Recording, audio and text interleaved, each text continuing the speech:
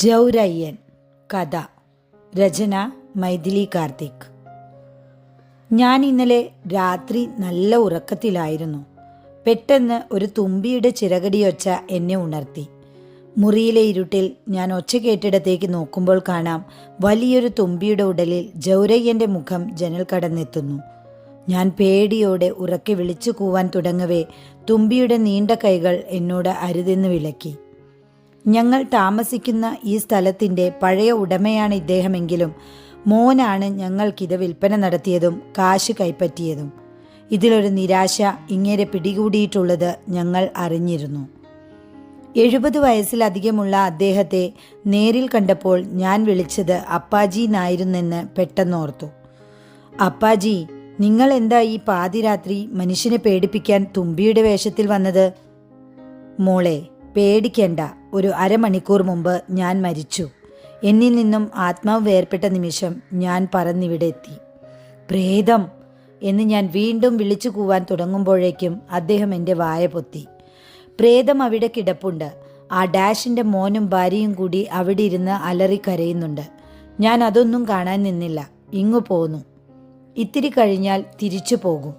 അപ്പോഴേക്കും എൻ്റെ 3 പെൺമക്കളും അവിടെ എന്നെ കാണാനെത്തും.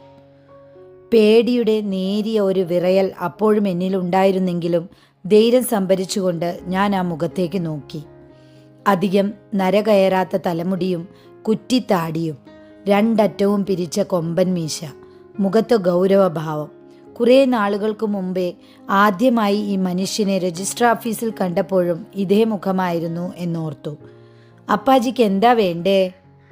എനിക്കോ? ഇപ്പോഴോ? നീ ഇനി എന്ത് തന്നിട്ട് എനിക്ക് എന്തിനാ? ഞാൻ ജീവിച്ചിരുന്നപ്പോൾ നീ എന്ത് തന്നു? ഞാനും എൻ്റെ ഭാര്യയും കൂടി കഷ്ടപ്പെട്ടുണ്ടാക്കിയതല്ലേ?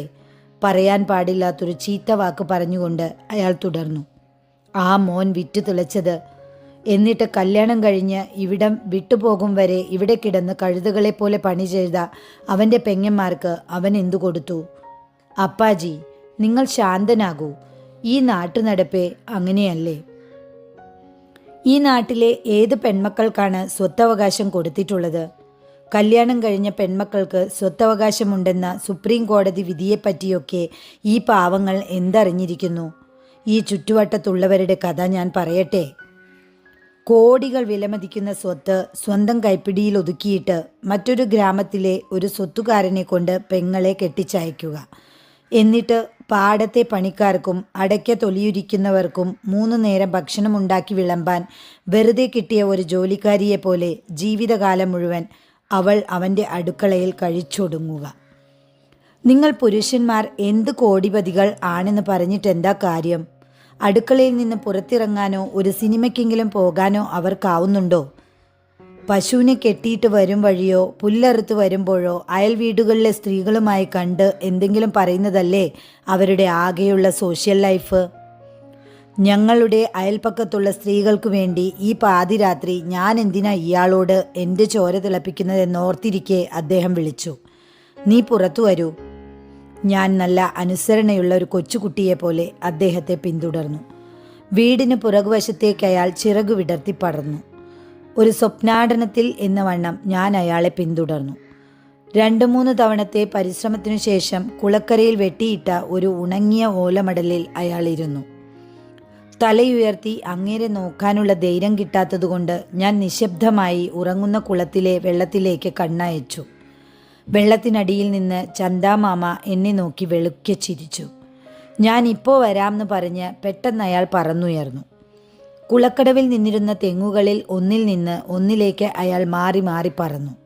ഈ നിലാവെട്ടത്ത് ഇവിടെ വന്നിരിക്കാൻ എനിക്കെന്താ വട്ടുണ്ടോ എന്ന് ആലോചിച്ച് എഴുന്നേൽക്കാൻ തുടങ്ങി അയാൾ പെട്ടെന്ന് വന്ന് പഴയ ഓലക്കീറിൽ ഇരുപ്പുറപ്പിച്ചു. ഞാൻ പതിയെ ഇടംകണ്ണിട്ട് നോക്കി. ആ കണ്ണുകൾ നിറഞ്ഞിരിക്കുന്നു.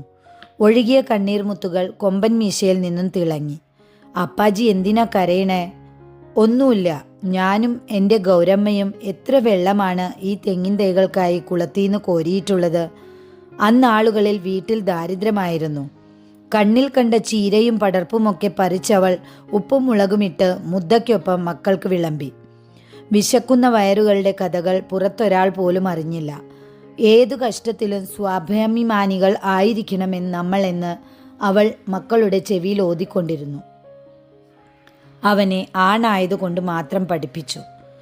ഇവരുടെ കഥ പലവട്ടം അടുത്ത വീട്ടിലെ സരോജ പറഞ്ഞതോർത്തു. ഇദ്ദേഹത്തിൻ്റെ പെൺമക്കൾ പഠിക്കാൻ മിടുക്കികളായിരുന്നെങ്കിലും ചെറുക്കനെ പഠിപ്പിക്കുന്നതാവും നല്ലതെന്ന് നനച്ച് അവനെ മാത്രം പഠിപ്പിച്ചവരാണിവർ. എന്നിട്ട് എന്തായി? മോൻ പഠിച്ചു, നല്ല ജോലിയിലായി. വീട് രക്ഷപ്പെട്ടു വരവേ ഗൗരമ്മ വീണു. അൾസർ പിടിച്ചായിരുന്നു മരണം. അവൻ്റെ അമ്മയുടെ മരണശേഷം അവൻ എന്നോട് മിണ്ടിയിട്ടില്ല. 3 പെൺമക്കളെയും കിട്ടിയവർക്ക് പിടിച്ചു കൊടുത്തു അവൻ. അവരൊക്കെ ജീവിതത്തിൻ്റെ കരപറ്റാൻ ഇന്നും കൈകാലിട്ടടിക്കുകയാണ്. അവനോ ഉണ്ടായതെല്ലാം വിറ്റുപെറുക്കി സ്വന്തം കൈക്കുള്ളിലാക്കി സിറ്റിയിൽ സുഖമായിരിക്കുന്നു. അപ്പാജി, ഇത്രയും നാൾ നിങ്ങളും അവിടെയായിരുന്നില്ലേ? അവൻ്റെ വീടിനടുത്ത പറമ്പിൽ ഒരു ഷെഡുണ്ടായിരുന്നു. ഞാൻ അവിടെ താമസിച്ചായിരുന്നു. ഒന്ന് മിണ്ടാനോ പറയാനോ ആരുമില്ല. ഒരു ദിവസം ഒരു നേരം പേരക്കുട്ടി വന്ന് ഭക്ഷണം വെച്ചിട്ട് പോകും.